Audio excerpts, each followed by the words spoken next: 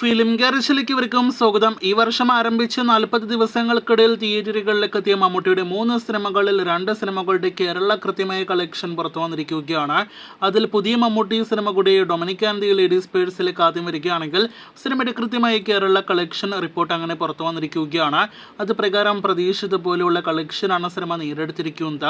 9,53 ലക്ഷം രൂപയാണ് സിനിമയുടെ ഇതുവരെയുള്ള കേരള ഗ്രോസ്. 18 ദിവസത്തെ കളക്ഷനാണത്. ഇനി അധികം റണ്ണൊന്നും തന്നെ സിനിമയ്ക്ക് എന്ന് ഉറപ്പാക്കപ്പെട്ടിരിക്കുകയാണ്. 10 കോടി ഫൈനൽ കളക്ഷൻ നേടിയെടുക്കില്ല എന്ന് കൂടി ഉറപ്പാക്കപ്പെട്ട സിനിമ.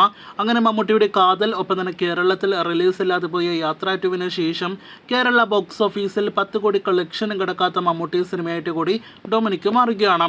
കേരളത്തിൽ ഷെയർ കളക്ഷൻ 5 കോടി രൂപ പോലും ലഭ്യമല്ലാത്ത സിനിമ കേരളത്തിൽ വൻ പരാജയവുമായി മാറിക്കഴിഞ്ഞിരിക്കുകയാണ്.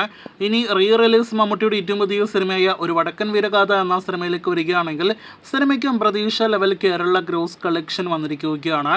ആദ്യ 3 ദിവസത്തെ സിനിമയുടെ കേരള ഗ്രോസ് ആയിട്ട് പ്രതീക്ഷിച്ചത് 40-50 ലക്ഷം റേഞ്ചിൽ ഗ്രോസ് ആയിരുന്നു. ഇപ്പോഴത്തെ 41 ലക്ഷം ആദ്യ വീക്കെൻഡിൽ സിനിമ നേടിയെടുത്തിരിക്കുകയാണ്.